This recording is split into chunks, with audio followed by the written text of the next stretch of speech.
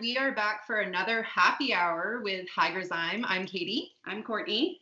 And we're super excited to have Jesse Lavoie here today. He is the creator of TobaGrown movement, which is fantastic. And we're just going to have a little cheers for Jesse. Oh, sorry. Cheers. Cheers. Cheers to you. So the TobaGrown movement is actually, so what Jesse has been doing is actually spearheading this court case against the government in Manitoba because they placed an illegal ban on home growing. And, you know, as for those of you that don't know, across all Canada, it is federally legal for people to grow up to 4 plants in their residences. So, since what, 2018? October 2018, right? Yeah. So, you know, obviously Manitoba is going against this. And so Jesse's here to kind of tell us a bit more about that and, you know, what everyone can do to kind of support the movement. Yeah, so why don't you tell us about your background, everything that brought you to this point? How you got so involved in the industry, right? Absolutely. So thank you so much for having me on. I've watched a lot of your shows and you do a great job at putting these on. So real honor to be on here. So I started doing the base research of this case back in April 2020. So we're about 14 months into this challenge now. We launched the official challenge back in August, and what really bugged me about this is it's straight up provincial discrimination. So you look at Saskatchewan, you look at Ontario, our two neighbors. They've had cannabis home grow legal since federal legalization. Their legal sales are continuously growing. There's no issues with fires or black market increase from 4 plants. So all these arguments that the Manitoba government are using are outdated and there's no real cred behind them. So it's kind of disappointing that, you know, I aligned with a large law firm. We built a very strong case. We brought expert witnesses that wrote affidavits, and they're still fighting this with outdated, half-assed arguments. And it does piss me off a little bit because if they're gonna fight, like let's throw down, like go get some experts, let's really do this. But they're just like going through the stages, and it's unfortunate. Every 3 or 4 months that pass is a lost harvest. So yep, they're dragging out for as long as possible and coming up with random excuses, right?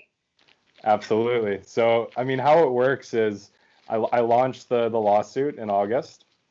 Then I file an affidavit which laid out all the reasons why I believe this ban should go. The government then filed an affidavit, one, that said, these are the reasons why we have the ban in place.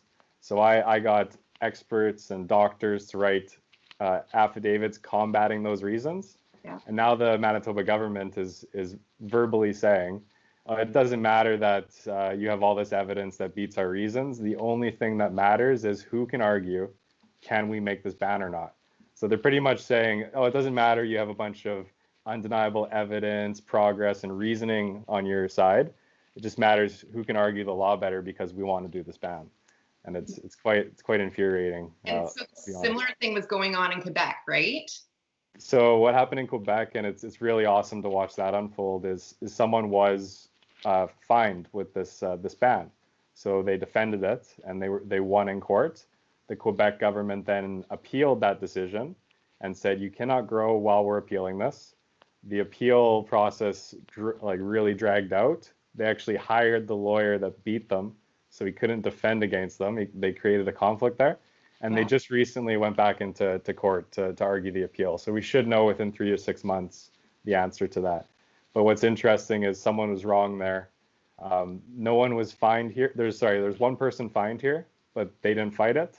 Mm-hmm. So I'm coming at this out of nowhere versus being wronged by the ban, which makes it more expensive and more expensive because you don't have any chance of legal aid or anything. It's more of you taking it on yourself. Yeah, for sure. And so are you from Manitoba originally? Yeah, I was born and raised here, and over the last 4 years, I've done a lot of work internationally for cannabis companies. So COVID solidified me living here full time and gave me the opportunity to do a harvest, but born and raised in the wrong province, I get $2,500 fine if I want to put 4 plants in the ground. So sue the government instead. You know what think that it would actually create more black market if you couldn't grow at home, right? Because there's different restrictions with Health Canada for like the legal cannabis, right? Where they have to really make sure it's dried out so you're not getting any mold or anything attached to it, right? Whereas the home growers have a little bit more leeway to put the ingredients in that they want into their recipes. So I know, especially out in BC, a lot of people still really like their homegrown versus going to the dispensaries. You know, that's just my friends personally. So you would think that it would create more black market when you can't grow at home because you can't get that good homegrown stuff that you want, right? If you have to go and get the legal government stuff, it's just going to create all of this black market, which is exactly counterproductive to what they're saying they want to do. You're nail on the head. In almost every other province, there's three choices.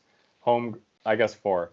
Home grow, medical, legal recreational dispensaries, or that really cheap compared to the legal, really good gray market product that you can buy online and have it mailed to your house. So there's four choices in every other province. In Manitoba, there's only three. So they take home grow out. So if you're a rec user, you either go to the dispensary or you go to the black market. Exactly. Obviously, medical is through online, but yeah. Now, is this just all coming down to the profits? The dollars? That's what it all. It's all about the money. Funneled. Exactly. Yeah, because I mean, they've come up with a bunch. Like, what are some of the reasons they've come up with for why they're banning this? One of them is safety of cultivating in your home too. That there's, there could be fires and they could be, floods, whatever there may be. Cement coming up into their piping. That is something that growing from home will not do to your home. I got a good challenge for you. If you measure the humidity in your tent during the most humid times of the plant cycle, and then you go and take a shower with that same tool and see what the humidity is without turning your vent on. And like if you don't turn that inline fan on, you're gonna have way more humidity in your bathroom than you would in your tent ever. So their arguments are very out the window on that one. They also say they don't want kids getting access to the tents or the plants and eating them and getting hurt. They don't believe that quality control can be safe for everyone. They're worried people will have mold in their homegrown plants and whatnot. And then you hit the fires and selling into the black market. They're worried there's going to be cartels popping up of plant growers and injecting that into the black market. The cartel part was a joke. It's just, well, so are their arguments in my opinion. So that's why I added it. When I sat down with my fiance and laid all the pros and cons out, and as a family we decided we're going to do this. Let's get this challenge going, and aligned with MLT Aikens to start. I wanted to use a large law firm initially to get all the research and all the base arguments done. For longevity, I personally cannot afford to maintain status with a large law firm, so I transitioned to a single lawyer who's really passionate for this case. So it was a really good combination. I have great things to say about both teams. Awesome. That's awesome. And so how long do you think, how long could this potentially go on for? This is consuming your life. This is going to be for how many years to come? So we're at 14 months as of now since pen first hit the paper on researching, and likely if they take it all the way to the Supreme Court, it could be another year and a half in addition to where we're at. We're hoping to be in court by the end of the year for the initial part. And then appeal would be 6 months roughly after the ruling comes out. That's when we'd be back in court. And then Supreme Court of Appeal. This would be interesting. This would be legendary. So if we go to the Supreme Court of Appeal, we will be there with Quebec. So the Supreme Court they won't hear each province individually. They will hear the case together. So, technically, but not on paper, it'll be myself and the Quebec version of myself versus the two governments. That would be legendary. Don't want it to go that far because that is a lot of missed harvests if we have to go all that way. And it's just so pointless. It's when you look at jurisdictions, and I ramble on this topic because I love it and I've researched a lot into it.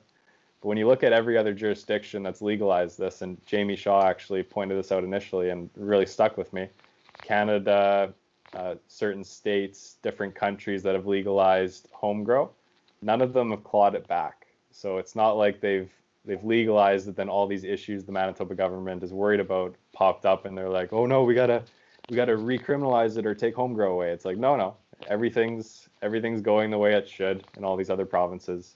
So let's get in line. We filed those affidavits from all the experts. The government took a month and a half to review, and because there's a lot there, rightfully so. And they came back and said, we're not going to cross-examine anyone here, to our surprise, because they have an opportunity to question our experts on each sentence in their sworn statement. Mm-hmm. They didn't do that. They didn't do that for me, which is very surprising. And now we're into briefs. So what the brief is you lay out your entire argument, all your evidence, everything you're going to say in the courtroom, and you get one shot at it. So even if we go all the way to the Supreme Court, we use that same initial brief. So ball's in our court to finish our brief, and we're hoping to do it mid to end July and have it submitted. So I hope when they read that, they don't invest a bunch of money in building their own brief, they just drop it. So fingers crossed. Loving it. I love the community engagement. Everyone wants this, and even some of Pallister's administration, confidentially, they want this. The Green Party, the Liberals, and the NDP have all done press releases and shown public support for this. So it's just amazing. The greatest community, like cannabis community, is the greatest community. I just love it. So I'm proud to be fighting for it. Well, and I see you have a GoFundMe to help with all the legal fees. So for anyone who's going to be watching this video, you can go ahead and just, pitch the GoFundMe if anyone wants to volunteer up some money. Great way to support you, I'm sure. Is there any, what else can everyone do? It's just as far as getting the messaging out there, I'm sure, just sharing posts, following you guys, and I guess that's just the most important, because what we could walk in on that day is a cannabis hating judge. So the more people who are talking about it and are supporting it, public pressure is very important in cases like this. It's not everything, but if it's in your side, or if it's in your favor, then awesome. So absolutely, please share and talk about it, because it's not right what the government's doing. It's not right that they're diverting money away from ICU beds to fight a battle they're likely going to lose. Full circle about meeting people. I really hope once COVID allows, we're going to have an outdoor event here for TobaGrown, and would love to see you out there, and obviously give you as much notice as possible. 100%. Oh, yeah. Actually, Manitoba's on our list of one of the first places to go as soon as we can travel again. So awesome. We're hoping that come probably September, we'll be actually traveling through Canada at least, if not the US as well. So 100% we'll be out there. Awesome. That'd be great. I'll have some swag waiting for you. Perfect. Beautiful. And quickly before we let you go and wrap this up, do you want to just give people information how they can get a hold of you if anyone wants to offer support or anything, your Instagram, all that sort of stuff?